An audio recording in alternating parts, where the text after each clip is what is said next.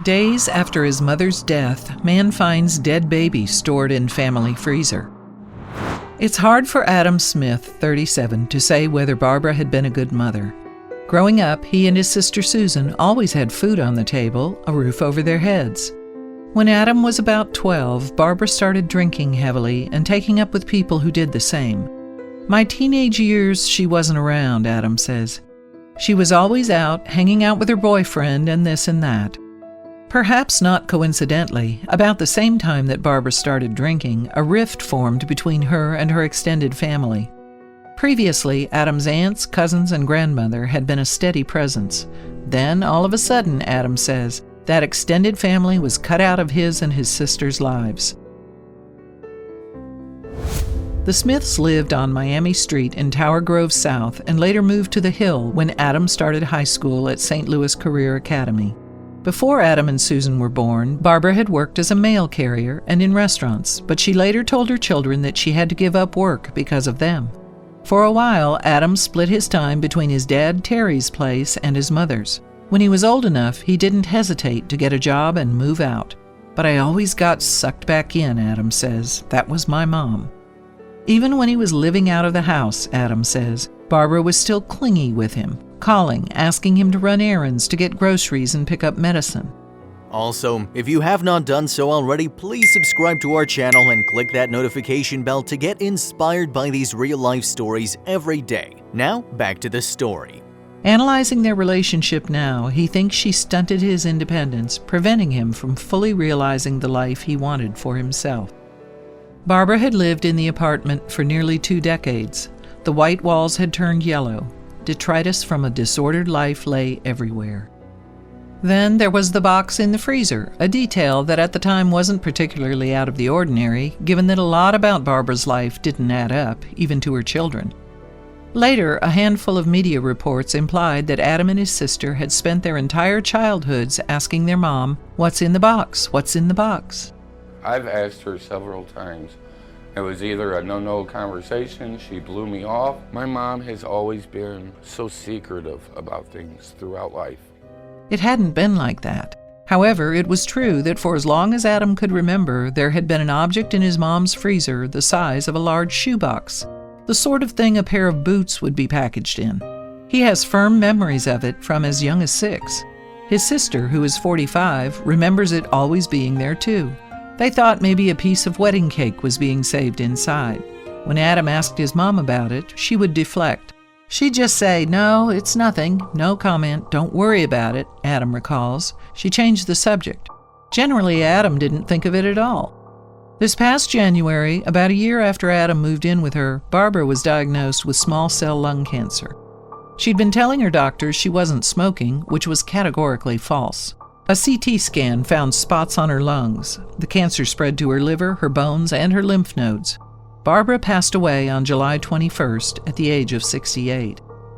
About a week after Barbara died, Adam's girlfriend was on his case to clean out the apartment. Dirty dishes covered the table. The pantry was stuffed with half-empty boxes. He had his work cut out for him on that hot July Saturday. It was shortly after midnight when he opened the freezer to grab a water bottle he'd been chilling and saw the box. The box. His mother wasn't around to tell him not to open it. He took a photo of the open freezer and messaged his girlfriend, his sister Susan, and his aunt. "What if it's money?" his aunt texted back jokingly. Money was one thing Adam felt pretty confident it was not. He thought it might be more fun to wait until his sister and girlfriend could be there to open it with him. An impulse, in retrospect, he's glad he ignored. He grabbed a knife and cut into the cardboard. He saw a pink fleece blanket. There was a pink blanket, baby blanket, and when I reached down and touched it, and I could feel a foot, and I could see the baby's head. The skin was cracked. I guess curiosity gets the best of everyone. I pulled it up. It still had skin, hair, and everything. It was mummified. After that, I just freaked out. I put it back into the box, and I called police right away. He put the baby back in the box and called the police, the non-emergency number. "This is crazy," the dispatcher said. "I'm just going to transfer you to 911. Adam met the officers outside and led them upstairs. In the kitchen, he recalls, one of the officers looked to Adam and asked, "Are you going to grab it?" "I am not touching the thing again," he said. Adam went into his room while the officers and eventually a detective investigated the kitchen, which was now a crime scene. Later that night, down at the police station, a homicide detective interrogated Adam, who insisted the baby was a total surprise to him. He says the detective apologized to Adam for what he'd gone through and let him go. The medical examiner would do an autopsy which would hopefully provide at least some rudimentary answers. The next day, the media showed up. Channel 5 was the first. Adam let them in. The other local stations followed suit. The St. Louis Post-Dispatch and Riverfront Times published stories, as did CNN, NBC, the South China Morning Post, and countless others. The headline on the Washington Post's website read, "His mother kept a cardboard box in the freezer for decades. Inside, he found a mummified baby." Reporters had a lot of questions. Adam had a lot of questions too, chief among them, exactly what kind of person was his mother? What else about her didn't he know? Barbara Smith kept a lot of secrets. Even when she was alive, it was often up to her children to suss out key aspects of their identity on their own. An example. For a long time, Adam and Susan had assumed they got their last name from the same man, Adam's father, Terry Smith. However, as adults, they found out that Barbara had previously been married to a man named Howard Smith, from whom Susan got her last name, though Susan's biological father was really a man named Don. In the wake of her death, the family compared notes about Barbara. How many times had she been married? How many times did she give birth? Different relatives came up with different numbers. In the week since Barbara's death, siblings who previously had been unknown to each other have met for the first time. In multiple conversations, Adam stressed he isn't judgmental of his mom for being with so many partners. That's not what bothers him. What keeps him up at night is the fact that she left him in the dark about so much, and that she died leaving an infant frozen in a box she knew her son would open. She knew she wasn't going to be around much longer. Why couldn't she tell us, he says. I can't help but think she did something bad. In the weeks since finding the baby girl, Adam has combed through his memories for clues to her identity. He remembers once when riding in the car with his mother, he asked her why she seemed sad. She responded, "My firstborn, Jennifer, would have been 21 today." Adam can't recall exactly how old he was when she told him that. Maybe 6, maybe 7 or 8. We're saying, 46, 47? That's how long? I assume it's my sister. Has been in a box in a freezer for this long? I can't help but think that the baby that I found was Jennifer, Adam says. But even that, the most basic of information, is still beyond his grasp nearly 2 months later. Police and the medical examiner have yet to say how the baby died. And without a DNA test, Adam does not even know for certain the little girl was Barbara's child, although he strongly suspects that to be the case.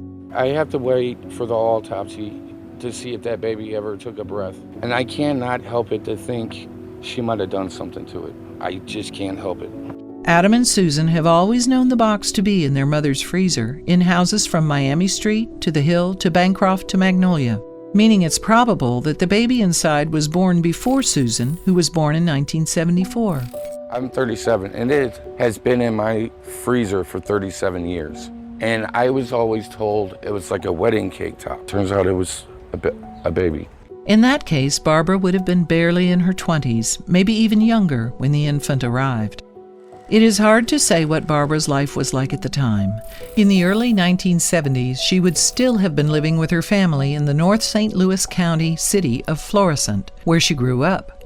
Younger relatives described the family as strictly Catholic, but family members who were around Barbara then and might remember what was happening at the time have not wanted to speak to reporters.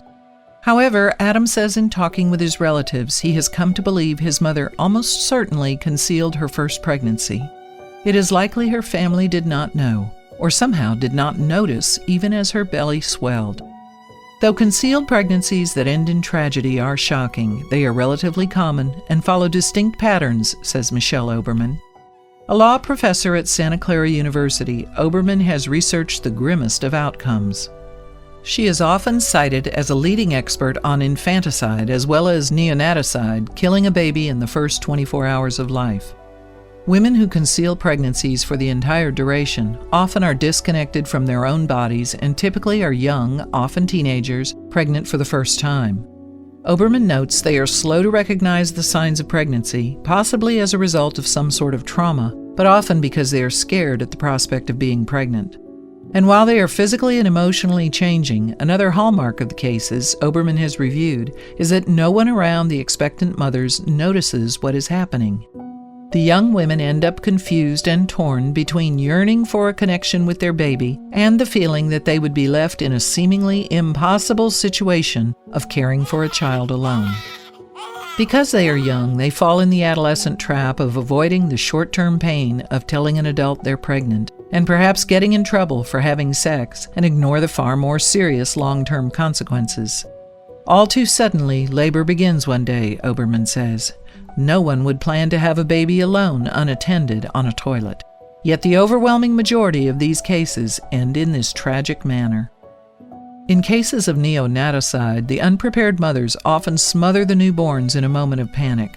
The response is not, "I don't want this baby," but instead, "Oh my God, someone is going to find out."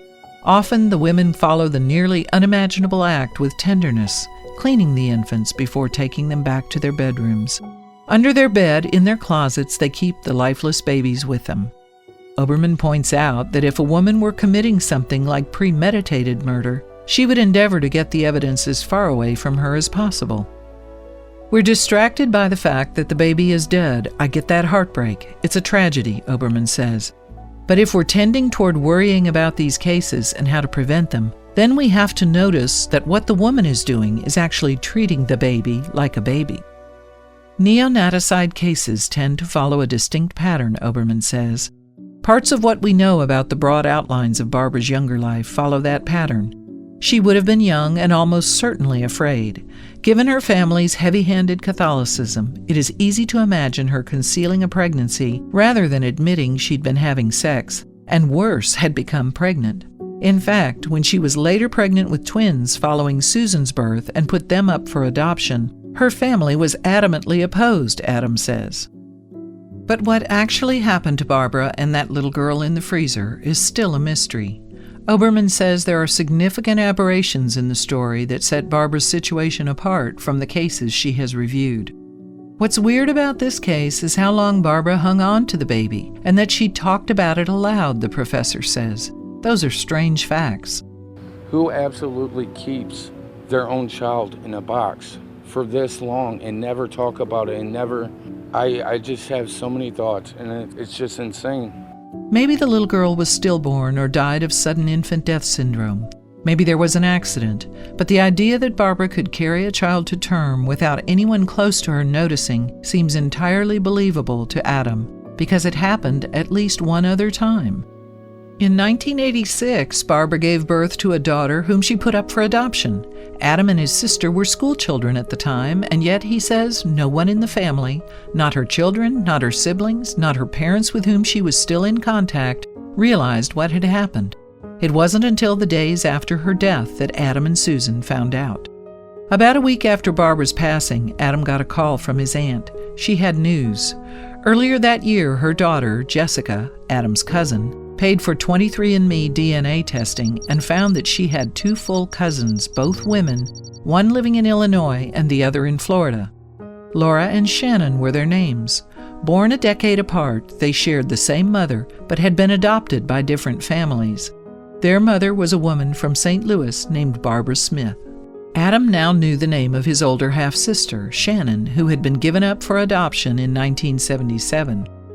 The younger sister, Laura, was the real surprise. He hadn't known she existed. No one in the family did. She was younger than Adam by 5 years. He'd been around for the pregnancy, but hadn't noticed. Furthermore, this was before the rift with the family in North County, and despite being in Barbara's life at the time, none of them had noticed either. Laura Sorensen grew up in St. Louis and has lived in Springfield, Illinois for the past 8 years. After connecting with Adam's cousin Jessica on 23andMe, they pieced together that Barbara was Laura's mother. Jessica told Laura that Barbara had passed away recently. If there had been an opportunity for the long-separated mother and daughter to meet, they had missed it by a matter of weeks. Laura did a Google search for her mother's obituary, but what appeared instead was a story about a baby in a freezer. I had actually seen the story about Barbara before I even found the cousin or Adam or any of them, Laura says. I saw an article earlier that week. I was like, no way, I totally read that headline earlier that week. Apparently, that's my birth mom and my half-brother. It was overwhelming. A birth letter Laura received from the adoption agency had some basic information about Laura's biological mother and father. The father had been an acquaintance of Barbara's ex-husband, whom Barbara had dated for a year and a half, though at the time of Laura's adoption, they were no longer together.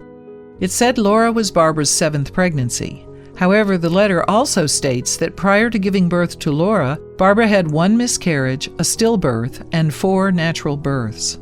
It's likely, but not certain, the baby in the freezer would have been her first pregnancy, followed by the natural birth of Susan in 1974.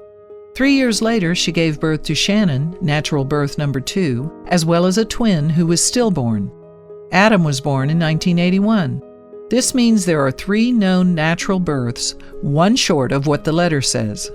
Also, the stillbirth was Shannon's twin, the same pregnancy, meaning the letter leaves another pregnancy unaccounted for. The letter from 1986 also states that Barbara lives with a son who attends a school for kids with severe hearing problems. Adam's hearing is fine and always has been. The adoption worker who wrote the letter may have made a few careless mistakes.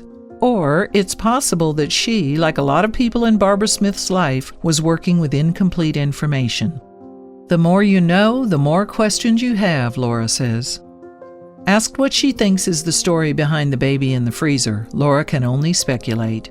Maybe something tragic happened and she didn't know what to do, and that was her solution to not getting in trouble. She was young when it happened. I don't think it was anything criminal. It takes a big heart to give up 2 children to adoption, so I have a hard time believing there would be any kind of malice involved. Laura may have missed out on meeting Barbara in life, but she did go to the funeral and hung out with the family afterward. She and Adam hit it off. Cut from the same cloth, they bonded instantly.